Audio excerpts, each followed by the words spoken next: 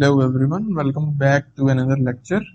और आज के लेक्चर में हम पहले दो तीन चीज़ें करेंगे। पहले पोस्टुलेट टू डिस्कस करेंगे, फिर पोस्टुलेट टू, क्योंकि मैंने लास्ट टाइम पोस्टुलेट टू आप लोगों को बताया था, लेकिन मैं उसको आपकी बुक की वर्डिंग में अब लिखना चाह रहा हूँ। तो पोस्टुलेट टू को मैं थोड़ा सा ज़्यादा डिस्कस करूँगा। उसके बाद हम डेल्टा फंक्शन पे चलेंगे, उसकी कुछ प्रॉब्लम्स करेंगे, और उसके बाद हम एवरेज वैल्यूज़ की कुछ प्रॉब्लम्स करेंगे। तो आज के लेक्चर में हमने ये करना है। तो without further adieu let's start. और हम स्टार्ट करते हैं पोस्टुलेट टू से। लेकिन आज मैं पोस्टुलेट टू आप लोगों को एक डिफरेंट तरीके से बताऊंगा, एक कहानी की तरह आप लोगों को पोस्टुलेट टू में समझाने की कोशिश करूंगा। ये थोड़ी एब्स्ट्रैक्ट होती है क्वांटम मैकेनिक्स, लेकिन आई ट्राई माय बेस्ट कि आप लोगों को उसकी फील आए। अच्छा, आप देखें, जब तक आपने किसी पार्टिकल को मेजर नहीं किया होता, किसी पार्टिकल की जब तक आप पोजीशन मेजर नहीं करते, आपको वो पार्टिकल नजर नहीं आता। बल्कि आप जब तक किसी पार्टिकल को मेजर नहीं करते, आप कहते हैं कि ये पार्टिकल जो है ये किसी वेव फंक्शन के साथ जुड़ा हुआ है। लेट्स सपोज मैं एग्जांपल ले लेता हूँ हमारे फ्री पार्टिकल की, ठीक है। फ्री पार्टिकल का जो हम वेव फंक्शन बनाते हैं वो कुछ ऐसे एक वेव बना लेते हैं जो ऐसे इन्फिनिटी तक जा रही होती है, और वेव फंक्शन को हम रिप्रेजेंट करते हैं psi of x equals a e to the iota के एक्स से। इससे हम फ्री पार्टिकल की जो वेव होती है उसको रिप्रेजेंट करते हैं, क्योंकि बेसिकली आयोटा के एक्स जो है इसके अंदर भी तो जो है ना हमारे पास कॉस के एक्स और प्लस आयोटा साइन के एक्स है, तो ये भी एक तरीके का साइनोसॉइडल फंक्शन ही है, वेव लाइक फंक्शन ही है। लेकिन आप जब किसी इलेक्ट्रॉन को देखते हैं, आपको कभी वेव नजर आई है? नहीं ना। इलेक्ट्रॉन को जब हम देखते हैं, उसकी जब हम पोजीशन मेजर करते हैं, तो हमें सिर्फ एक इलेक्ट्रॉन ही नजर आता है। फॉर एग्जाम्पल, जब इलेक्ट्रॉन स्लिट में से पास होता है, अगर आप स्लिट में उसको ना देखें, ठीक है, तो आप ये नहीं बता सकते कि इलेक्ट्रॉन जा रहा है, वेव जा रही है। आप जो मैथमेटिक्स बनाते हैं वो प्रोबेबिलिटी वेव्स की मैथमेटिक्स होती है, वो आप वेव फंक्शन लिखते हैं। लेकिन जैसे इलेक्ट्रॉन आप डिटेक्ट कर लेते हैं, डिटेक्टर पे आपको एक डॉट नजर आता है। जब भी आपको इलेक्ट्रॉन नजर आता है, you never see a wave, ठीक है। बिफोर मेजरमेंट आप उसकी जो मैथमेटिक्स बनाते हैं, आप उसे देख नहीं सकते हैं उस पार्टिकल वेव को। लेकिन बिफोर मेजरमेंट आप उसकी जो मैथमेटिक्स बनाते हैं वो वेव जैसी होती है, यानी बिफोर मेजरमेंट वो वेव की तरह बिहेव कर रहा होता है। लेकिन आफ्टर मेजरमेंट वो एक इलेक्ट्रॉन की तरह ही बिहेव करता है। इसको ना हम क्वांटम मैकेनिक्स की लैंग्वेज में कहते हैं कि बिफोर मेजरमेंट आपके पास जो वेव फंक्शन होता है वो after the measurement of position collapse कर जाता है। यानी आपका जो वेव फंक्शन है it collapses into something else, और वो क्या चीज होती है वो अभी मैं आप लोगों को आज बताऊंगा। देखिए, एक पार्टिकल के वेव फंक्शन को हम किस तरीके से रिप्रेजेंट करेंगे। जब एक पार्टिकल स्पेस में स्प्रेड आउट है, तब तो हम उसको इस तरह किसी वेव लाइक फंक्शन से कर सकते हैं, या अगर वो पार्टिकल इन अ बॉक्स है तब भी हम उसको इस तरीके के वेव लाइक वेव फंक्शन से रिप्रेजेंट करते हैं, जो कि 0 से एल तक होता है। जो फ्री पार्टिकल होता है उसका इन्फिनिटी से माइनस इन्फिनिटी से पॉजिटिव इन्फिनिटी तक होता है। तो मुख्तलिफ वेव फंक्शंस होते हैं डिपेंडिंग ऑन द सिस्टम के पार्टिकल का क्या, हमने सिस्टम क्या बनाया हुआ है। तो जब भी लेकिन हम इसको मेजर करते हैं तो ये वेव फंक्शन हमें कभी नजर नहीं आता, हमें हमेशा पार्टिकल नजर आता है, वी सी अ पार्टिकल। तो ये ये अब इस चीज को हम मैथमेटिकली किस तरह रिप्रेजेंट करें, तो हम ना मेजरमेंट के बाद पार्टिकल का जो वेव फंक्शन होता है उसको हम एक्चुअली एक डेल्टा फंक्शन से रिप्रेजेंट कर सकते हैं। क्यों हम उसको एक डेल्टा फंक्शन से रिप्रेजेंट कर सकते हैं? आप देखें कि जब हम मेजरमेंट करते हैं, लेट सपोज हमने मेजरमेंट की, हम अब पार्टिकल के वेव फंक्शन को रिप्रेजेंट करना चाह रहे हैं आफ्टर मेजरमेंट। तो बिफोर मेजरमेंट वो किसी भी तरीके का हो सकता है, पार्टिकल इन अ बॉक्स वाला हो सकता है, बस कोई भी वेव लाइक हो सकता है। पार्टिकल इन अ बॉक्स वाला ना भी हो तो वो इस तरीके से हो सकता है कि उसकी यहाँ पर होने की प्रोबेबिलिटी सबसे ज्यादा हो वेव फंक्शन की, कुछ भी किसी भी तरीके का हो सकता है। लेकिन आफ्टर मेजरमेंट, और after measurement of what, after measurement of position, जो पार्टिकल है वो आपको एक ही जगह पे नजर आता है, यानी उसके बाकी हर जगह पे होने की प्रोबेबिलिटी जीरो हो जाती है। हम उसका कैसे ग्राफ बनाएंगे? उसकी बाकी हर जगह पे होने की प्रोबेबिलिटी जीरो हो जाती है, और फर्ज करें आपको वो जो है x इक्वल्स एक्स डैश पर वो पार्टिकल मिला है, ठीक है।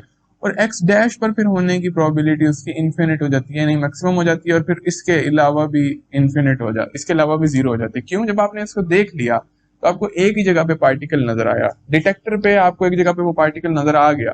अब आप जब भी देखेंगे वो डॉट तो वही रहेगा ना डिटेक्टर पे। तो एक बार जब आप पार्टिकल को मेजर कर लेते हैं ना, तो उसका वेव फंक्शन चाहे इस तरीके से हो, तो let me draw this better, तो उसका वेव फंक्शन चाहे इस तरीके से हो, चाहे इस तरीके से हो, चाहे इस तरीके का पार्टिकल इन बॉक्स हो, वो इन द एंड पोजीशन की मेजरमेंट पे कोलैप्स करके वो जो आप लोगों का वेव फंक्शन है पोजीशन की मेजरमेंट पे वो कोलैप्स करके और एक डेल्टा फंक्शन बन जाता है।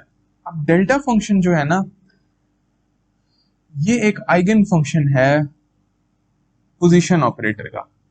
अब ये हमारा पोस्टुलेट नंबर 2 है, यानी जब हम पोजीशन ऑपरेटर को डेल्टा फंक्शन पर अब एक्ट कराएं, इसको इस डेल्टा फंक्शन को मैं इस तरह से लिख सकता हूँ ना, delta of x minus x dash. जिसको नहीं पता डेल्टा फंक्शन और उसकी प्रॉपर्टीज, मैं वीडियो का लिंक दूंगा, मेरी अपनी वीडियो है वो, आप लोग उधर जाके डेल्टा फंक्शन की पहले प्रॉपर्टीज देखें। इससे आगे आपने लेक्चर तब तक नहीं देखना जब तक आपको इस बात पर गारंटी ना हो कि आपको डेल्टा फंक्शन और उसकी प्रॉपर्टीज यूज करनी आती हैं। उसके लिए मैं आप लोगों को एक वीडियो साथ भेजूंगा, वो आप लोगों ने जरूर देखनी है।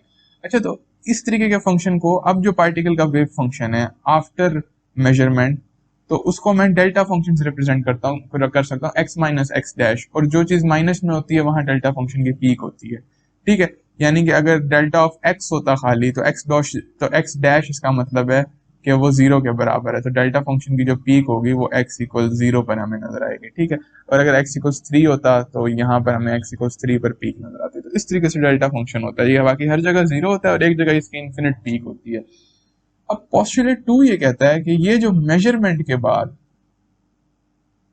पोस्टुलेट 2 को मैं एक तरीके से बताता हूँ। पोस्टुलेट 2 क्योंकि पोस्टुलेट है, इसकी कोई वजह नहीं मैं आपको दे सकता, ये बस एक एक्सपेरिमेंटल फैक्ट है कि जब आपने मेजरमेंट किया तो इस पार्टिकल का अब जो वेव फंक्शन बन गया, इन दिस केस वो डेल्टा फंक्शन है। ये जो वेव फंक्शन है ये पोजीशन ऑपरेटर का आइगन फंक्शन होगा, यानी पोजीशन ऑपरेटर जब इस पे एक्ट करेगा तो हमें पॉसिबल रिजल्ट देगा मेजरमेंट के पॉसिबल रिजल्ट क्या होगा, वो एक्स डैश पे है पार्टिकल, यही रिजल्ट है ना मेजरमेंट का, और साथ वो वेव फंक्शन वापस कर देगा। इसकी मैं आपको वजह नहीं देने वाला कि क्या वजह है, क्योंकि ये पोस्टुलेट 2 है। पोस्टुलेट 2 हमें कहता है कि जब भी आपके पास कोई ऑपरेटर होता है, हर ऑपरेटर आपको पता है क्वांटम मैकेनिकल, हर ऑपरेटर तो नहीं, लेकिन जो भी ऑपरेटर क्वांटम मैकेनिकल किसी ऑब्जर्वेबल से कोरिस्पॉन्ड करता है, ऑब्जर्वेबल जैसे पोजीशन हो सकती है, मोमेंटम, ऑब्जर्वेबल वो चीजें होती हैं जिनको हम डेली लाइफ में मेजर कर सकते हैं, पोजीशन, मोमेंटम, लेंथ, एटीसी। ठीक है, तो जो भी ऑपरेटर किसी ऑब्जर्वेबल से कोरिस्पॉन्ड करता है, जब आप उस ऑब्जर्वेबल की मेजरमेंट करते हैं ना, तो पार्टिकल चाहे पहले जिस मर्जी वेव फंक्शन में हो, वो वेव फंक्शन कोलैप्स करके एक ऐसा वेव फंक्शन बन जाता है जो कि आइगन फंक्शन होता है उस ऑपरेटर का जिस ऑपरेटर से वो ऑब्जर्वेबल कॉरेस्पॉन्ड करता है। It's a mouthful, it's a lot to take in, but it's a postulate, और ये पोस्टुलेट आपने याद रखना है। ठीक है, अब आई होप कि इस एग्जाम्पल से आपको समझ आई होगी कि ये, जब भी आप किसी, मैं दोबारा बताता हूँ, ये जब भी आप किसी पार्टिकल, चाहे वो जिस मर्जी वेव फंक्शन में हो, आप अगर उसकी मोमेंटम मेजर करेंगे तो उसका वेव फंक्शन चेंज हो जाएगा। Measurement in quantum mechanics affects the system. Classical mechanics में ऐसा नहीं होता था, लेकिन मेजरमेंट इधर हमें टेक इनटू अकाउंट करना पड़ता है कि मेजरमेंट अफेक्ट्स द सिस्टम। तो लेट से आप मोमेंटम मेजर करते हैं किसी पार्टिकल की, जब आप पार्टिकल की मोमेंटम मेजर करेंगे ना, तो वो पार्टिकल का जो वेव फंक्शन है वो नहीं रहेगा जो वो पहले था मेजरमेंट से, वो मेजरमेंट करने पे चेंज हो जाएगा, पर वो वेव फंक्शन बन जाएगा जो कि आइगन फंक्शन होगा मोमेंटम ऑपरेटर का। यानी वो जो वेव फंक्शन आपको मेजरमेंट के बाद मिलेगा ना, वो एक ऐसा वेव फंक्शन होगा जिसपे जब आप मोमेंटम ऑपरेटर एक्ट कराएंगे तो वो आपको मोमेंटम की वो वैल्यू देगा जो आपने मेजर की है। इधर जैसे हमारे पास ये जो वेव फंक्शन है आया, डेल्टा फंक्शन बन गया मेजरमेंट के बाद, क्योंकि हमें डेल्टा फंक्शन, ये हमने अपनी इंट्यूशन से बताया कि डेल्टा फंक्शन है, क्योंकि हमें पता चल गया कि पार्टिकल कहाँ है, एक जगह पे होने की उसकी प्रोबेबिलिटी फुल हाई होगी, और वेव फंक्शन प्रोबेबिलिटी से रिलेटेड होता है ना, हमें पता चल गया कि पार्टिकल कहाँ है। फिर अब पोस्टुलेट 2 को हम यूज करेंगे, हम कहेंगे कि अच्छा ये अगर डेल्टा फंक्शन है तो इसका मतलब है कि ये अब पोजीशन ऑपरेटर का, क्योंकि हमने पोजीशन मेजर की है तो ये पोजीशन ऑपरेटर का आइगन फंक्शन है, क्योंकि पोस्टुलेट 2 ये कहता है। ठीक है, पोजीशन ऑपरेटर का आइगन फंक्शन, और जो पोजीशन ऑपरेटर इस पर एक्ट कराएंगे तो हमें वो आइगन वैल्यू मिलेगी जो उसकी एक्चुअल पोजीशन हमने मेजर की है। This is actually postulate 2। अब मैं पोस्टुलेट 2 को जनरल टर्म्स में लिखता हूँ। पहले भी मैंने पोस्टुलेट 2 लिखा था, वो भी ठीक था, लेकिन आपकी बुक में पोस्टुलेट 2 इस तरह से लिखा हुआ है कि, अब मैं इसको जनरल टर्म्स में लिख रहा हूँ, whenever you measure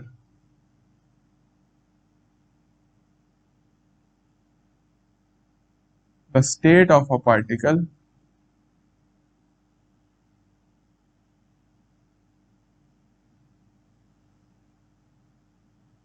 for a certain observable, यानी certain observable वो मोमेंटम भी हो सकती है, पोजीशन भी हो सकती है, for a certain observable the wave function, और जो भी पार्टिकल का वेव फंक्शन होगा उसको स्टेट भी कहते हैं, द वेव फंक्शन चेंजेस, उस पार्टिकल का वेव फंक्शन चेंज हो जाता है, measurement affects the system, changes into an eigen function,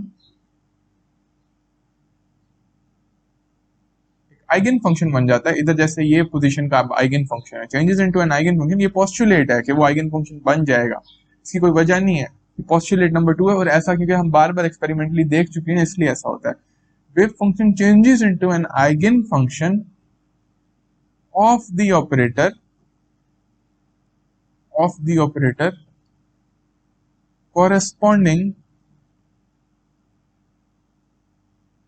corresponding to that observable। अब यहां देखिए हमने क्वांटम मैकेनिक्स की हमने मैथ्स को फिजिकल ऑब्जर्वेशन से मिला दिया, यानी कि चाहे आप जो भी आप पार्टिकल की चीज मेजर करना चाहते हैं, आप एंगुलर मोमेंटम पार्टिकल की मेजर करते हैं, पहले उस पार्टिकल का चाहे जो मर्जी वेव फंक्शन था, अब मेजरमेंट के बाद वो जो वेव फंक्शन है वो कोलैप्स होकर एक ऐसा वेव फंक्शन बन जाएगा जो कि एंगुलर मोमेंटम ऑपरेटर का आइगन फंक्शन होगा, और जो आइगन वैल्यू आएगी फिर हमें अब वो नए वाले वेव फंक्शन पे एक्ट कराने से एंगुलर मोमेंटम ऑपरेटर को, वो आइगन वैल्यू वो होगी जो एंगुलर मोमेंटम की वैल्यू हम मेजर करेंगे, 3 4 5 जो भी हम उसके यूनिट्स में हम मेजर करते हैं, ठीक है। तो दिस इज बेसिकली पोस्टुलेट 2। अब पोस्टुलेट 2 ये है, यानी अब मैंने आप लोगों को ये बताया कि वेव फंक्शन इसमें कोलैप्स करेगा, ये मुझे कैसे पता कि ये आइगन फंक्शन होगा पोजीशन ऑपरेटर का, ये मुझे ऐसे पता क्योंकि हमने पोजीशन मेजर किया तो ये वेव फंक्शन बना है, और पोस्टुलेट 2 कहता है कि ये वेव फंक्शन अब आइगन फंक्शन होगा ही होगा, तो ये मैंने पोस्टुलेट 2 को यूज करके निकाला है। तो ये पोस्टुलेट 2 है, पोस्टुलेट्स की कोई वजह नहीं होती, पोस्टुलेट्स हम बार बार पैटर्न्स देखते हैं नेचर में, हमें पता चलते हैं, हमारे एक्सपेरिमेंटल फैक्ट्स होते हैं, उनको फिर हम बस नोट डाउन कर लेते हैं। तो this is the postulate 2 of quantum mechanics. अब पोस्टुलेट 2 करते करते हमारे पास एक बड़ा मजे का फंक्शन आया है जो कि एक लोकलाइज्ड पार्टिकल का वेव फंक्शन है, इसको हम थोड़ी सी स्टडी करते हैं। जो हमारे पास फंक्शन आया है इसको हम कहते हैं द डिराक डेल्टा फंक्शन। मैं डायरेक्ट इसकी प्रॉब्लम्स पे जाने लगा हूँ आप लोगों को इसकी एक दो प्रॉपर्टीज बता के, ये प्रॉपर्टीज क्यों होती हैं, क्यों होल्ड करती हैं, ये अब आप लोगों को कैसे पता करना पड़ेगा, ये प्रॉपर्टीज का अब आप लोगों को पता करना पड़ेगा मेरी वीडियो देख के, और वो वीडियो मैं आप लोगों को लिंक भेज दूंगा। इसकी कुछ प्रॉपर्टीज हैं डिराक फंक्शन की, वो इसको डिफाइन करती हैं। पहली बात तो ये कि Dirac function of x minus x dash ये बराबर होता है 0 के, when x is equals to x is not equal to x dash, और infinity के बराबर होता है when x is equals to x dash, ठीक है। दूसरी बात, अगर हम इसको इंटीग्रेट करें x माइनस एक्स डैश को, ठीक है, तो x minus x dash dx को माइनस इन्फिनिटी से इन्फिनिटी तक हम इसको इंटीग्रेट करें तो ये हमेशा 1 देता है। अगर मैं किसी फंक्शन को f ऑफ x को बीच में रख के delta of x minus x dash के ऊपर इंटीग्रेट करूं माइनस इन्फिनिटी से इन्फिनिटी, तो ये इंटेग्रल खा जाता है और फंक्शन की वो वैल्यू दे देता है, ठीक है। x डैश पर फंक्शन को इवेल्युएट कर देगा, यानी अगर x डैश 0 होता, लेट्स सपोज आपके पास x डैश जो है वो 0 होता, तो ये प्रॉपर्टी बनती है कि f of x delta of x, तो ये फंक्शन को किस पर इवेल्युएट कर देता, f ऑफ 0 पर इवेल्युएट कर देता। ये डिराक डेल्टा फंक्शन की सबसे इंपॉर्टेंट प्रॉपर्टी है, ठीक है। और डिराक डेल्टा फंक्शन को आप उसकी इंटेग्रल से भी डिफाइन कर सकते हैं, यानी अभी मैं इसके कुछ प्रूफ करूंगा, कुछ प्रॉब्लम्स करूंगा, तो आप लोग देखिएगा कि डिराक डेल्टा फंक्शन जो है वो अपने इंटेग्रल के अंदर से डिफाइन होता है। वो भी आप लोगों को ही मेरी स्टेटमेंट समझ आ जाएगी, अभी इस पर इतना और करने की जरूरत नहीं है। बेसिकली ये 4 प्रॉपर्टीज हैं, क्यों आई हैं, कैसे हैं, क्यों सही हैं, ये आप लोगों को कैसे पता चलेगा, मेरी वीडियो देख के पता चलेगा। हम डायरेक्ट एक्सरसाइज करने जा रहे हैं, और एक्सरसाइजेस डिराक डेल्टा फंक्शन से रिलेटेड इस तरीके की आपकी बुक में कि हमने चीजें कुछ ना कुछ प्रूफ करनी है। तो हम पहला प्रूफ करते हैं, मैं आप लोगों को प्रूफ करना सिखाता हूँ कि डिराक डेल्टा फंक्शन से रिलेटेड प्रूफ कैसे करते हैं। हो सकता है इक्का दुक्का प्रूफ जो है वो आप लोगों के एग्जाम में आ जाए। तो let me just do some proof of the Dirac delta function, एक दो प्रूफ कर लेते हैं। तो पहले आप लोगों को मैं एक प्रूफ कराता हूँ, एक्सरसाइज समझ लें, एक्सरसाइज 1, ठीक है। ये आप लोगों ने ये मेरी वीडियो में ये मुझे सॉल्व करते देख के फिर सबने जबानी सॉल्व करना है। वो कहते हैं डिराक डेल्टा फंक्शन की प्रॉपर्टी प्रूफ करेंगे जब बाय डिराक डेल्टा फंक्शन के डेरिवेटिव से मल्टीप्लाई हो रहा हो तो वो बराबर होता है माइनस डिराक डेल्टा फंक्शन के। अब इधर फंक्शन y का ले लिया, x का भी ले सकते थे, लेकिन खैर है ना। यानी इधर हमें ये प्रॉपर्टी शो करने को कहा जा रहा है कि शो दैट कि ये प्रॉपर्टी होल्ड करती है। ये जो डिराक डैश है ये डिराक डेल्टा फंक्शन का फर्स्ट डेरिवेटिव है, यानी delta dash is equal to d delta by d y. हमने ये प्रूव करना है कि ये जो है हमने ये प्रूव करना है कि ये दोनों आपस में बराबर हैं। अब डिराक डेल्टा फंक्शन के जब प्रूफ करते हैं ना, इनको आप दो तरीकों से कर सकते हैं। एक मेथड ये होता है कि आप साबित कर दें, इसका फर्ज करें लेफ्ट हैंड साइड का मैं इंटेग्रल लेता हूँ, लेफ्ट हैंड साइड का मैं इंटेग्रल लेके माइनस इन्फिनिटी से इन्फिनिटी में साबित कर दूं कि इंटेग्रल, ये इंटेग्रल जो है इसके साथ मैं जो मर्जी सिंप्लीफाई करूं, बाय पार्ट्स लगाऊं, जैसे मर्जी करूं, ये इंटेग्रल इस इंटेग्रल में तब्दील हो जाता है माइनस डेल्टा वाई में। तब भी आपका प्रूफ हो जाएगा कि इंटेग्रल के अंदर जो दोनों चीजें हैं वो बराबर हैं। ठीक है, एक ये तरीका है डिराक डेल्टा फंक्शन से कोई भी प्रूफ करने का। एक और तरीका ये कि आप बीच में फंक्शन भी रख सकते हैं, और मैं बी पार्ट से करूंगा, आप लोगों का होमवर्क है कि आपने इस तरीके से यही प्रूफ इस तरीके से करना है। अब मैं जो अगला प्रॉब्लम में करूंगा वो मैं इसी तरीके से करूंगा, फंक्शन बीच में रखे बगैर। लेकिन आप बीच में फंक्शन भी रख सकते हैं, यानी आप एक आर्बिट्रेरी फंक्शन लाएं एफ ऑफ वाई, ये ना अज्यूम करें कि फंक्शन की फॉर्म क्या है, और आप इस पर वाई डेल्टा वाई मल्टीप्लाई करें, यानी ये जो चीज आपकी लेफ्ट हैंड साइड पे वो इधर रखें, उसको इंटीग्रेट करें।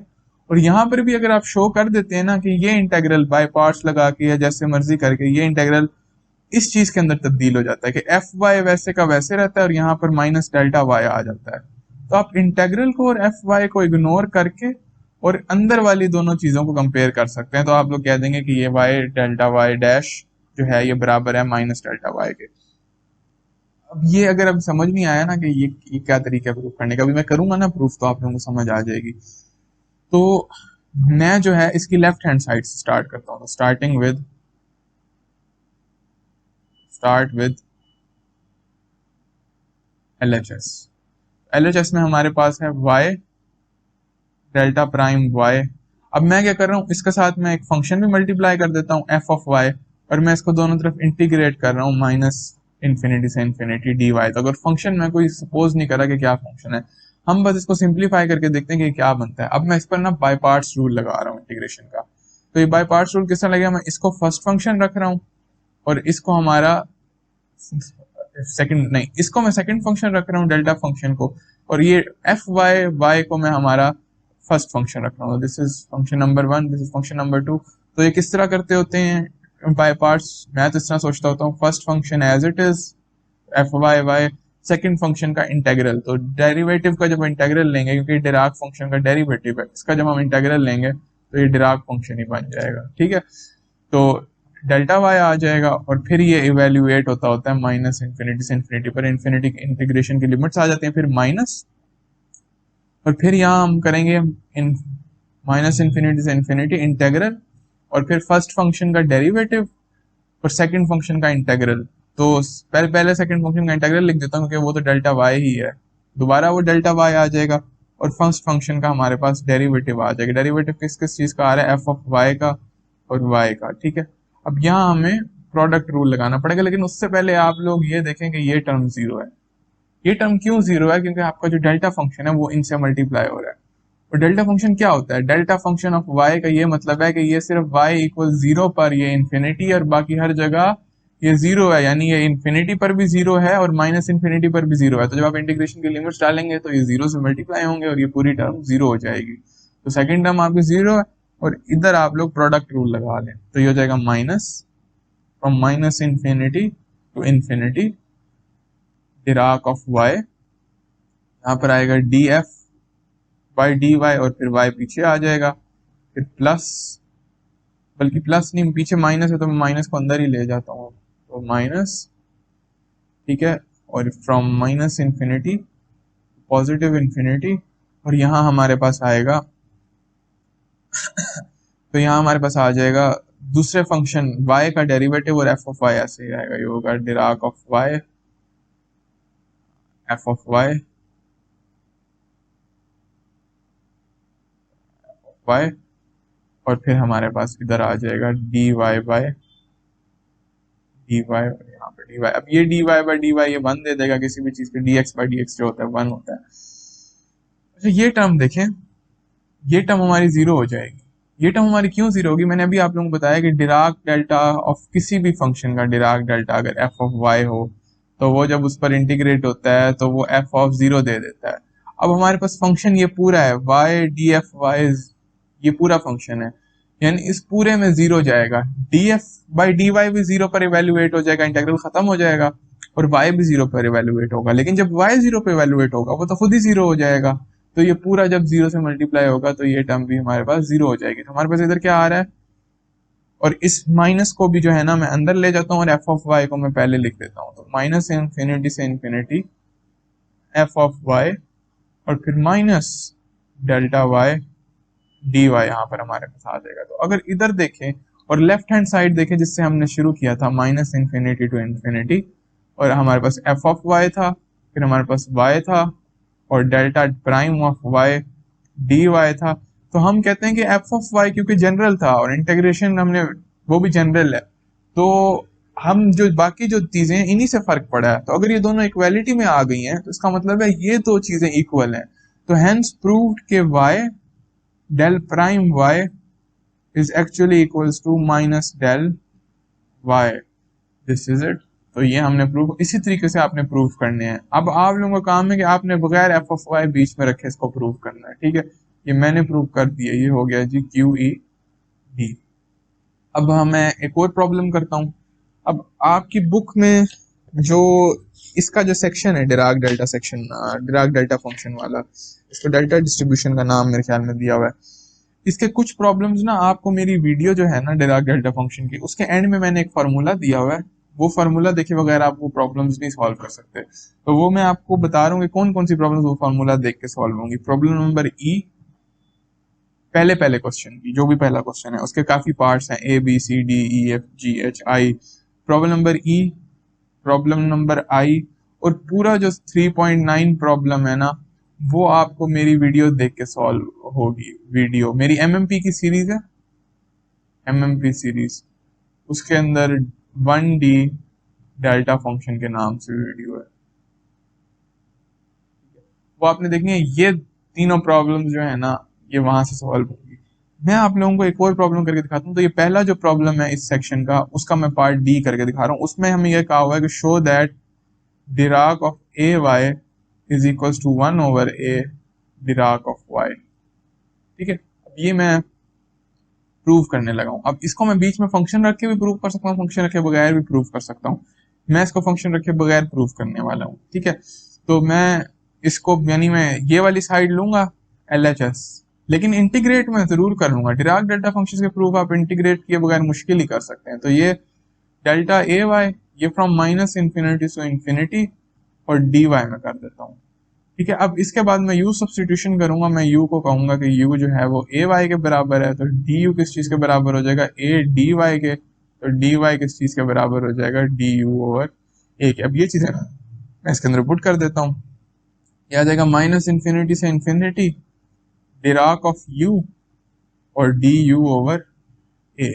अब क्या है कि u तो डमी वेरिएबल है, तो मैं u को वापस y से सब्सटीट्यूट कर सकता हूँ, बिकॉज डमी वेरिएबल है u। जैसे इंडिसेस पर हम करते थे, तो उसी तरह इंटीग्रेशन के वेरिएबल भी एक तरीके से समेशन इंडिसेस होती हैं, बस वो कॉन्टिन्यूस होती हैं। तो माइनस इन्फिनिटी से इन्फिनिटी, अब इसको मैं दोनों तरफ y करके और इस तरह से लिख सकता हूँ, माइनस इन्फिनिटी से infinity delta y over a, और यहाँ पर dy आ जाएगा। और पीछे हमने क्या लिया हुआ था, माइनस इन्फिनिटी से infinity Dirac of a y d y. तो अब देखें इंटेग्रल के अलावा जो दरमियान में दो चीजें आ रही हैं वो इक्वालिटी उन्हीं की वजह से होल्ड कर रही है। इंटेग्रल तो जनरल चीज है तो इसका मतलब है कि ये दोनों चीजें बराबर हैं। तो we can say that delta a y is actually equal to delta y over a. ये हमने प्रूव कर दिया क्यूईडी। अब आप लोगों का काम है इसे आपने पहले वाले तरीके से, फंक्शन वाले तरीके से प्रूव करना है। तो दिस इज एक्चुअली क्यूई, ठीक है ना। ओके, तो मैंने आप लोगों को डेल्टा फंक्शन से रिलेटेड बस यही प्रॉब्लम्स करवानी थी। हम जो है अब अपने अगले सेक्शन पे चलते हैं जो कि है पोस्टुलेट 3, यानी एवरेज या एक्सपेक्टेशन वैल्यूज का section. Expectation values,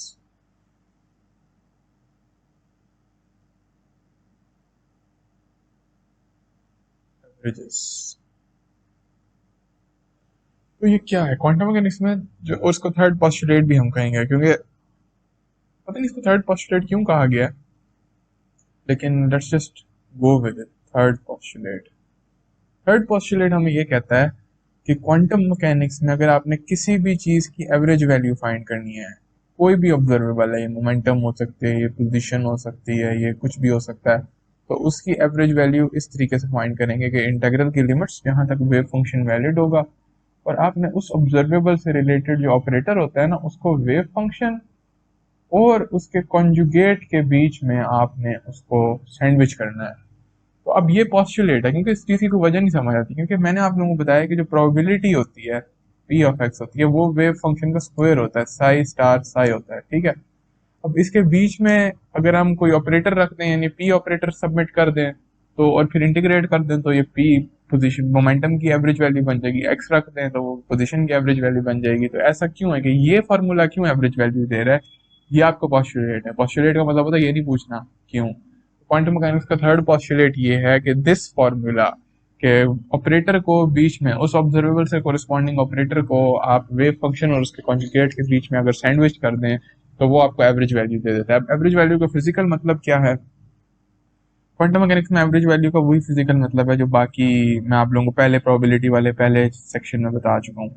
basically quantum mechanics की टर्म्स में अगर हम देखें तो लेट सपोज कई साइंटिस्ट जो हैं वो आइडेंटिकल सिस्टम्स प्रिपेयर करते हैं, यानी particle in a box prepare करते हैं, और मतलब एक बंदे ने particle in a box prepare किया, उसका भी ऐसा वेव फंक्शन होगा, फिर आप इसकी ना 1 मिलियन कॉपीज बना रहे हैं, यानी और हर कॉपी बिल्कुल आइडेंटिकल होनी चाहिए। एक और हुआ, तो इस तरह करके आप इसकी तकरीबन 100x या मिलियन एक्स कॉपीज बना लें। यू गेट दी आइडिया, ठीक है। आप इस तरह ना इस सिस्टम को रेप्लिकेट करते जाएं, और रेप्लिकेट करके ना अब क्या होगा जब आप पार्टिकल की पोजीशन, लेट्स सपोज हम पोजीशन की बात करते हैं, हमें पोजीशन की एवरेज वैल्यू चाहिए। अब आपको पार्टिकल की पोजीशन मालूम करनी है। आप जब इसके ऊपर एक्सपेरिमेंट करेंगे तो आपको एक जगह पर पार्टिकल नजर आ जाएगा। आप फर्ज करेंगे ये 0 से L तक था, तो आपको L/2 पर पार्टिकल नजर आ गया, ठीक हो गया। अब एक बंदा, ये भी बिल्कुल वैसे ही सिस्टम था, इसकी मेजरमेंट करता है, उसको L/3 पर नजर आ गया पार्टिकल, ठीक है, इधर कहीं पार्टिकल नजर आ गया। अब क्या, अब मसला क्या है कि जब ये 1 मिलियन सिस्टम्स है ना, तो हर सिस्टम की पोजीशन मेजर की जाए तो कोई L/2 पे आएगा, कोई L/3 पे आएगा, कोई L/4 पे आएगा, कोई L पे आएगा, कोई 0 पे आएगा, कहीं ना कहीं पोजीशन पार्टिकल की पाई जाएगी। तो जो ऑन दी एवरेज जो पोजीशन आती है ना आपके पास, यानी उस सब को उतनी बारियों से डिवाइड कर दिया जाए, सारी पोजीशन को जितने सिस्टम्स थे, तो आपको ऑन दी एवरेज जो वैल्यू मिलेगी उसकी पोजीशन की, ये फॉर्मूला वो वैल्यू दे रहा होगा। मतलब पूरी प्रोबेबिलिटी वाली ही इसकी इंट्यूशन बनानी है आप लोगों ने। और अगर यही सिस्टम आप मोमेंटम के लिए प्रिपेयर करते हैं, यानी आपने मोमेंटम का एक सिस्टम प्रिपेयर किया जिसकी आपने मोमेंटम मेजर करनी है, तो वो भी कोई ना कोई उसका भी वेव फंक्शन होगा, आप उसकी मोमेंटम मेजर करते हैं, आपको एक वैल्यू मिलेगी, लेकिन उसकी मिलियन कॉपीज हैं, क्योंकि हमें बस प्रोबेबिलिटीज पता होती हैं, एग्जैक्ट वैल्यू नहीं पता होती मेजरमेंट से पहले, तो मेजरमेंट करेंगे हर दफा अलग वैल्यू मिलेगी। लेकिन अगर आपने इसके अंदर रख के मोमेंटम ऑपरेटर रख के और वेव फंक्शन वो यूज करके जो आप लोगों ने प्रिपेयर किया एक्सपेरिमेंटली, वो वेव फंक्शन यूज करेंगे, तो ऑन दी एवरेज जो आपको वैल्यू मिलेगी ना, वो इस फॉर्मूले से जो ऑन एवरेज वैल्यू आ रही है उससे कोरिस्पॉन्ड करेगी, ठीक है। तो ये फॉर्मूला बेसिकली आपको बताता है कि अगर आपने पार्टिकल किसी वेव फंक्शन में रखा हुआ है तो उसकी एवरेज वैल्यू क्या है, यानी अगर आप उसकी मुख्तलिफ कॉपीज बना दें तो आपको ऑन दी एवरेज जो वैल्यू मिलेगी वो इस फॉर्मूले से आपको मिलेगी। क्वांटम मैकेनिकल एक्सपेक्टेशन वैल्यू निकालने के लिए ये फॉर्मूला होता है, और ये थर्ड पॉस्टुलेट है। यानी कि ये पॉस्टुलेट है, इस पर शक नहीं करना, ना इस पर सवाल करना है कि भाई ये बात क्यों ट्रू है, इस बात के अलावा किसी भी बात की वजह मिल सकती है, ठीक है। अब हमारा क्या काम है, मैं एक दो सिस्टम के लिए आपको इसको यूज करना सिखाता हूँ फॉर्मूले को, ठीक है। तो हम पहले आप लोगों को मैं वेव फंक्शन दे देता हूँ और फिर मैं आप लोगों को कहता हूँ कि इस चीज की वैल्यू निकालें। तो हम इसके 3-4 प्रॉब्लम सॉल्व करते हैं, बल्कि 3-4 से भी ज्यादा प्रॉब्लम सॉल्व करते हैं, 3 कर लेते हैं, 3-4 से ज्यादा नहीं करते। तो इट्स जस्ट सिंपल फार्मूला, बस इंट्यूशन अच्छी होनी चाहिए। तो लेट्स डू प्रॉब्लम नंबर 1 इससे रिलेटेड जो हमारा है। तो प्रॉब्लम नंबर 1 में हमें जो वेव फंक्शन दिया हुआ है, ये वेव फंक्शन मैं आप लोगों को पहले भी दिखा चुका हूँ। तो हमारा जो प्रॉब्लम नंबर 1 में वेव फंक्शन है वो है जी √2/L sin π/L x, ये हमारा वेव फंक्शन है, और ये वेव फंक्शन वैलिड होता है x को 0 से लेकर L तक। अब क्या करना है, हमें सवाल दिया गया कि फाइंड p, यानी हमने मोमेंटम की एवरेज वैल्यू फाइंड करनी है। इसके ऊपर हैट नहीं आता, हैट ऑपरेटर के ऊपर आता है, ये तो मोमेंटम की जो ऑब्जर्वेबल है उसकी एवरेज वैल्यू है, ये भी फाइंड करें and then find p square as well, यानी मोमेंटम स्क्वायर की भी एवरेज वैल्यू फाइंड करें। तो पहले मैं आप लोगों को पी की एवरेज वैल्यू फाइंड करके दिखाता हूँ। पी की एवरेज वैल्यू कैसे फाइंड करेंगे, सी की जगह देखें पी आ गया, इस फॉर्मूले से कंपेयर करें, ठीक है। इधर वेव फंक्शन का कॉन्जुगेट आएगा, बीच में इंटेग्रल आएगा जहां तक उसकी लिमिट्स होंगी, तो 0 से एल तक इंटेग्रल की लिमिट्स होंगी। पहले वेव फंक्शन का कॉन्जुगेट आएगा, इस वेव फंक्शन का कॉन्जुगेट क्या है, √2 ओवर एल, क्योंकि पूरा वेव फंक्शन रियल है तो हमें कॉन्जुगेट लेने की जरूरत नहीं है। ये आ जाएगा sine pi over l x. बच्चे सबसे बड़ी गलती पता है क्या करते हैं इसमें, वो ना स्क्वायर लेके वेव फंक्शन का और फिर ऑपरेटर अप्लाई करते हैं। ऐसा कभी नहीं करना, पहले आपने वेव फंक्शन लेना है, फिर आपने ऑपरेटर रखना है, फिर दोबारा वेव फंक्शन लेना है। कभी भी वेव फंक्शन के स्क्वायर खुद ब खुद लेके उसका ऑपरेटर नहीं अप्लाई करना, ठीक है। इस पूरे प्रोसीजर को फॉलो करना है। तो ये बीच में हमारे पास क्या आया, मोमेंटम ऑपरेटर आया, इसने पी हैट का काम किया, यह आपका साई कॉन्जुगेट का काम कर रहा है, और इधर हमारे पास क्या आ जाएगा, दोबारा √2 ओवर एल आएगा, यहाँ पे √2 ओवर एल, और फिर sign pi over l x, और यहाँ पर आपके पास आ जाएगा जी डी एक्स। ठीक है, आप सबको समझ आई होगी होपफुली ये मैंने किस तरह लिखा है। तो ये अब हमारा ये कॉन्जुगेट था, क्योंकि रियल था तो पता नहीं चला, ये हमारा ऑपरेटर हमने डाल दिया और ये हमने एक्चुअल वेव फंक्शन डाल दिया। तो कॉन्जुगेट, ऑपरेटर, वेव फंक्शन, ये सैंडविच बना दिया हमने। तो देखते हैं क्या वैल्यू आती है जी। तो इसको अब हमने इंटीग्रेट करना है, ये √2 ओवर एल, ये √2 ओवर एल कॉन्स्टेंट है, मैं बाहर निकाल दूंगा इंटीग्रल से, माइनस आई एच बार भी कॉन्स्टेंट है, मैं बाहर निकाल दूंगा, और ये डी बाई डी एक्स जब sine pi over l x पर अप्लाई होगा तो cos pi over l x मिल जाएगा, और पाई ओवर एल भी हमारे पास आगे कांस्टेंट आएगा। तो मैं सारे कांस्टेंट को बाहर निकाल रहा हूँ। कौन कौन से कांस्टेंट मैं बाहर निकाल रहा हूँ, माइनस को, 2 को, क्योंकि ये 2 ओवर एल हो जाएंगे, 2 ओवर एल, और आई को, एच बार को, और पाई ओवर एल हमें यहाँ से भी मिलेगा, तो पाई ओवर एल को भी जब हम उसका डेरिवेटिव लेंगे। तो मैं थोड़े से स्टेप्स अचानक से कर रहा हूँ, लेकिन आप लोग खुद जब करेंगे तो आप लोगों को ज्यादा बेहतर समझ आएगी। Sine pi over l x आ जाएगा इधर, और इधर हमारे पास आ जाएगा जी cos pi over l x d x. अब हमने इसको इंटीग्रेट करना है, उसके लिए हमें यू सब्स्टिट्यूशन कर लेनी चाहिए। तो मैं यू को ले लेता हूँ पाई ओवर एल एक्स, और डी यू मेरे पास आ जाएगा फिर pi over l d x, तो डी एक्स मेरे पास आ जाएगा फिर d x is equal to l over pi d u. ठीक हो गया। और लिमिट्स कैसे चेंज होंगी, x इक्वल 0 है, x इक्वल 0 पर u होगा पाई ओवर एल, और x की जगह 0 डालेंगे तो u इक्वल 0 आ जाएगा फॉर x इक्वल 0। और एक दफा x इक्वल l है तो पाई ओवर एल, और x की जगह जब हम l डालेंगे, इसके अंदर सब्स्टिट्यूट कर रहा हूँ लिमिट्स चेंज करने के लिए, यहाँ पर पाई आ जाएगा। ठीक है, तो ये हमारे पास इसका ये आएगा। तो हमारे पास फिर ये एल स्क्वायर भी हो जाएगा इधर, तो हमारे पास आ रहा है -2 i h bar pi over l square, और फिर हमारे पास integral from 0 to pi sine u cos u, और dx की जगह हम डालेंगे एल ओवर पाई। तो एल ओवर पाई मैं पीछे लिख लेता हूँ, कांस्टेंट है, L over pi d you. तो ये एल से एल स्क्वायर कैंसिल और पाई से पाई कैंसिल, यहाँ पर हमारे पास आ जाएगा -2 i h bar over L.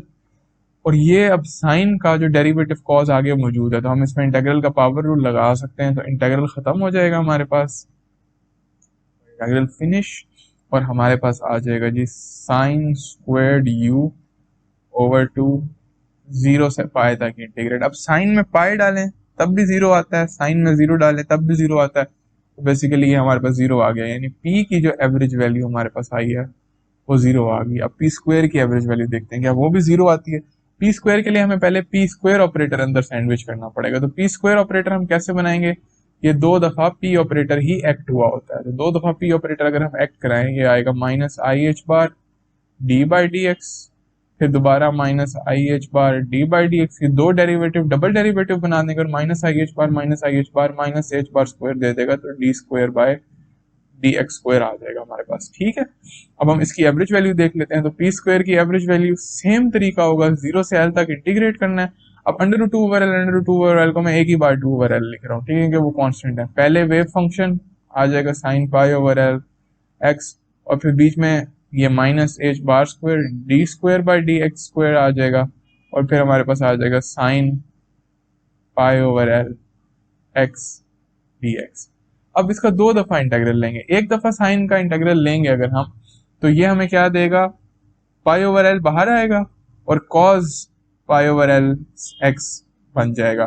फिर दोबारा डेरिवेटिव लेंगे तो कॉस का डेरिवेटिव माइनस साइन होता है, तो ये माइनस से माइनस कैंसिल हो जाएगा और दोबारा साइन आ जाएगा और pi square over l square हमारे पास बाहर आ जाएगा। तो इधर 2 ओवर एल बाहर आ रहा है, pi square over l square बाहर आ रहा है और हमारे पास इंटीग्रल के अंदर बच रहा है 0 से L sine pi over l x, minus से माइनस देखें कैंसिल हो जाएगा, एच बार स्क्वायर भी कांस्टेंट है तो बाहर आ जाएगा, देखिए माइनस से माइनस कैंसिल, ये एच बार स्क्वायर और फिर हमारे पास दोबारा से साइन आ रहा है, sign pi over l x d x.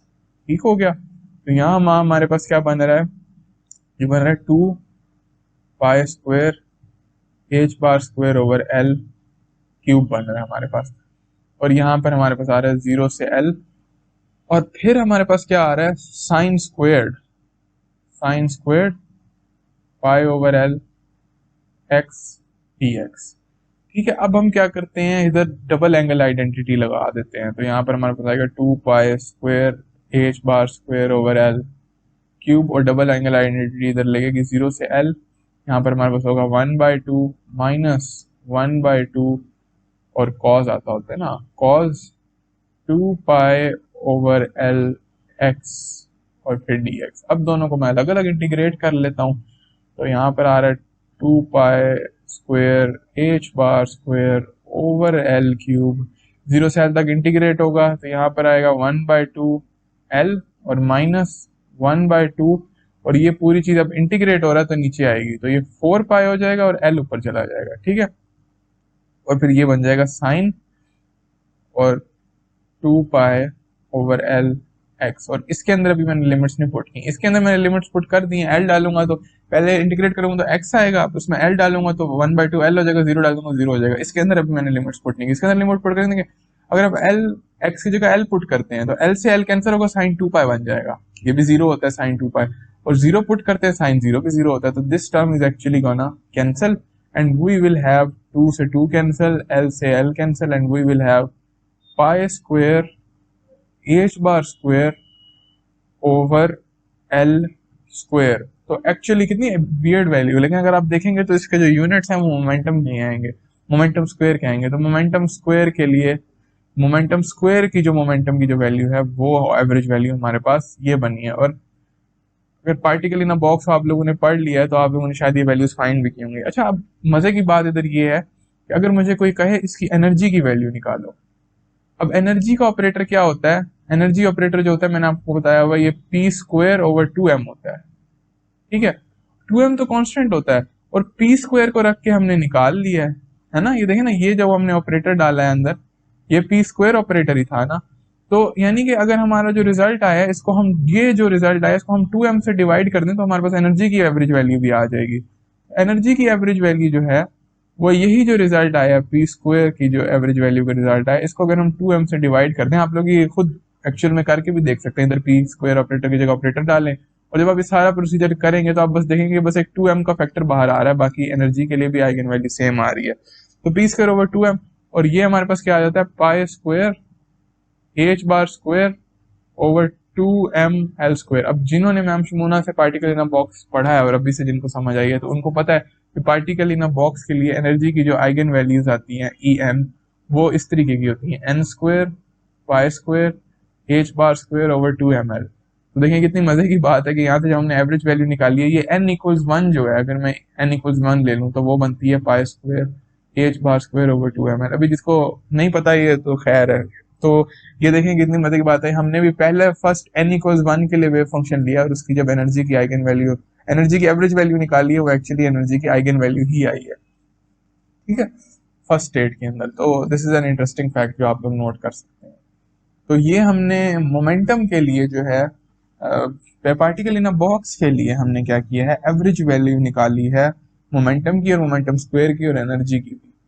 ठीक है, पार्टिकल इन अ बॉक्स पता होना जरूरी नहीं भी है, आप बस ये इस वेव फंक्शन के लिए जो साइन एंड पाई। अब एक और वेव फंक्शन है, उससे हम पोजीशन की भी वैल्यू निकालते हैं, और फिर मैं आप लोगों के लिए ये वीडियो खत्म कर देता हूँ।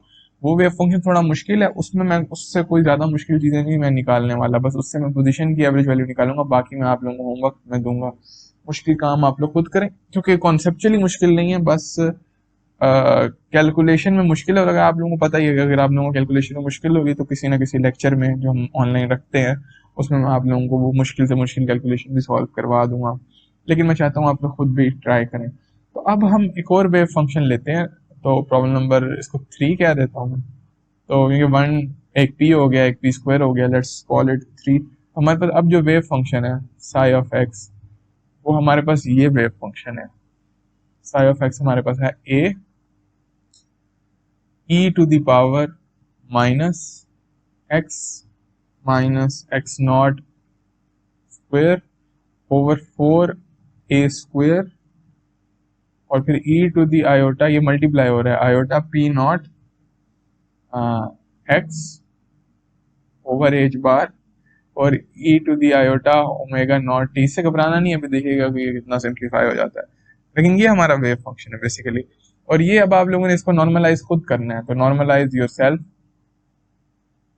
मैं इसको नॉर्मलाइज नहीं कर रहा हूँ, मैं एवरेज वैल्यू निकालूंगा, normalize yourself and find. और आप लोग जब इसको नॉर्मलाइज करेंगे, नॉर्मलाइज करना तो सबको आता है ना, आपने साई स्टार साई लेना है, उसको इंटीग्रेट करना है और वो 1 के बराबर पुट करना है, और जो ए स्क्वायर की वैल्यू आएगी, ए की वैल्यू आएगी वो लेनी है। उसका आंसर जो आएगा वो मैं आप लोगों को बता रहा हूँ, ए स्क्वायर का आंसर आता है 1/√2 पाई।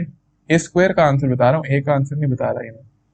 ए आएगा फिर इसी का स्क्वायर रूट होगा ना, ये तो 1/√2 पाई ए, ये ए स्क्वायर की वैल्यू है, इसको नॉर्मलाइज आपने खुद करना है। हमारा क्या मकसद है, हमने फाइंड करना है एवरेज वैल्यू ऑफ पोजीशन, और ये वेव फंक्शन वैलिड है माइनस इन्फिनिटी से लेकर पॉजिटिव इन्फिनिटी तक, ठीक है।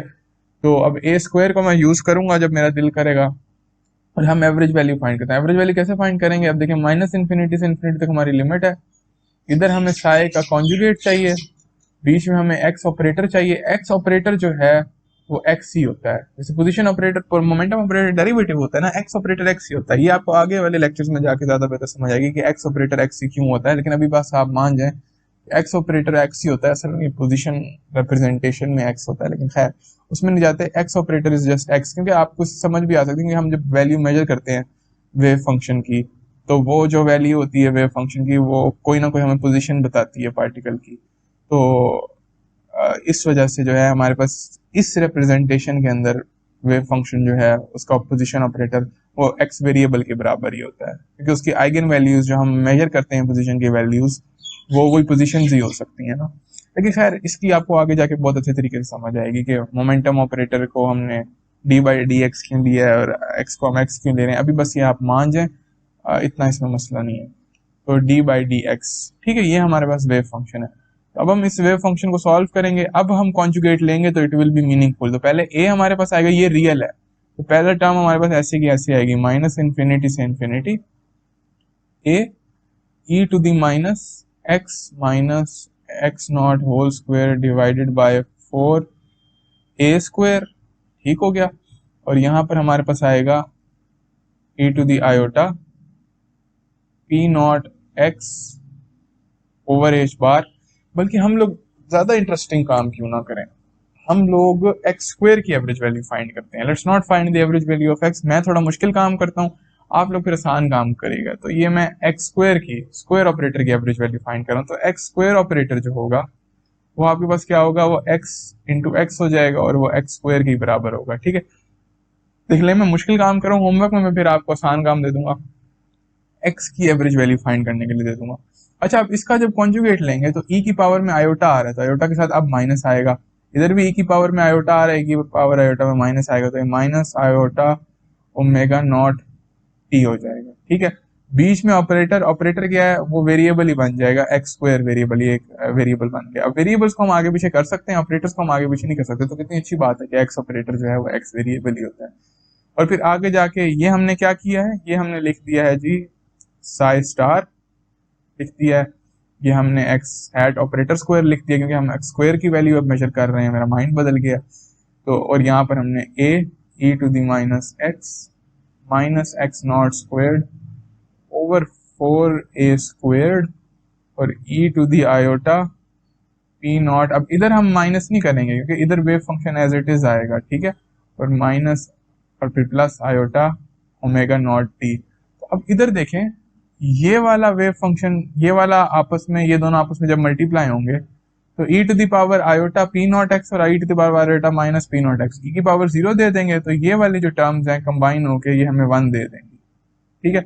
उसी तरह ये वाली टर्म्स देखें, e to the minus iota omega nought वाली, और ये भी e to the positive iota omega nought वाली, ये भी ऐड होके हमें 1 दे देंगी। तो इन दी एंड हमारे पास क्या बच जाएगा, हमारे पास बचेगा जी ए स्क्वायर, जो कि इंटीग्रल से बाहर आ जाएगा from minus infinity to infinity, और e to the power minus x not squared over 4a into e to the power minus x not squared over 4a squared, ठीक है, a स्क्वायर्ड 4 स्क्वायर्ड dx। देखें कितना अभी से इतना simplify हो गया। और आप लोगों ने याद रखना, एक्सपोनेंशियल्स में पावर्स ऐड होती हैं, बच्चे बहुत दफा इसको मल्टीप्लाई कर देते हैं और x माइनस एक्स नॉट की पावर 4 लिख लेते हैं। नहीं, यहाँ पर ये पावर्स ऐड होंगी, बस यहाँ पर 2 आ जाएगा, और वो 2 4 से कैंसिल होगा तो नीचे 2 आ जाएगा, ठीक है। यानी कुछ इस तरीके से होगा, ए स्क्वायर, ये दोनों पावर्स आपस में एक जैसी हैं तो ये पावर्स ऐड हो जाएंगी, ये हो जाएगा e to the power minus 2 x minus x not squared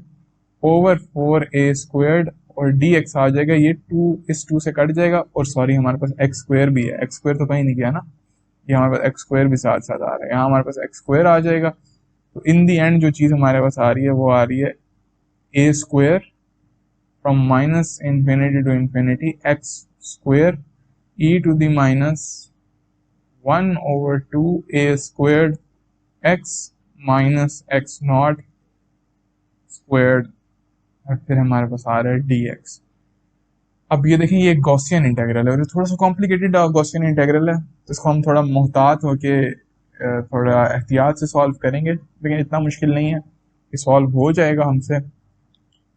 इसके लिए हमें क्या करना पड़ेगा बेसिकली, इसके लिए हमें बेसिकली ये करना पड़ेगा कि हमें यू सब्स्टिट्यूशन करनी पड़ेगी, और मैं अल्फा को 1 ओवर 2a स्क्वायर कह रहा हूँ। पहले तो अल्फा को 1 ओवर 2a स्क्वायर बोल दें, और फिर जो है x माइनस एक्स नॉट को मैं u सब्स्टिट्यूट कर रहा हूँ, x माइनस एक्स नॉट को मैं लेट्स कॉल इट u। तो फिर अगर मैं x माइनस एक्स नॉट को u कह रहा हूँ, तो फिर x स्क्वायर को मुझे किस तरह लिखना पड़ेगा, तो x मेरे पास हो जाएगा u प्लस एक्स नॉट, ठीक है, और dx मेरे पास फिर क्या आएगा, du आ जाएगा, और एक्स स्क्वायर मेरे पास, क्योंकि दोनों तरफ मैंने डिफरेंशियल लिया बस, और एक्स स्क्वायर मेरे पास क्या होगा, u प्लस एक्स नॉट का स्क्वायर हो जाएगा, क्योंकि मुझे e की पावर में मैं चाहता हूँ एक ही चीज है, x माइनस एक्स नॉट वाली चीज ना है। तो ये मेरे पास बन जाएगा a स्क्वायर, और फिर from minus infinity to infinity x square की जगह मैं लिखूंगा u plus x not whole square, और यहाँ पे e to the power minus alpha इसको मैंने कहा है, और u स्क्वायर्ड आ जाएगा, और du आ जाएगा, dx du के बराबर है, ठीक है। अब ये u स्क्वायर्ड मैं खोल लूंगा और e स्क्वायर को हर जगह अंदर मल्टीप्लाई कर दूंगा, तो ये मेरे पास बन रहा है a square from minus infinity to infinity, u याद रखें हम अभी भी एवरेज वैल्यू फाइंड कर रहे हैं, plus 2u x naught, u हमारा वेरिएबल है, एक्स नॉट हमारा कॉन्स्टेंट है, प्लस एक्स नॉट स्क्वायर्ड, और ये e to the minus alpha u squared du।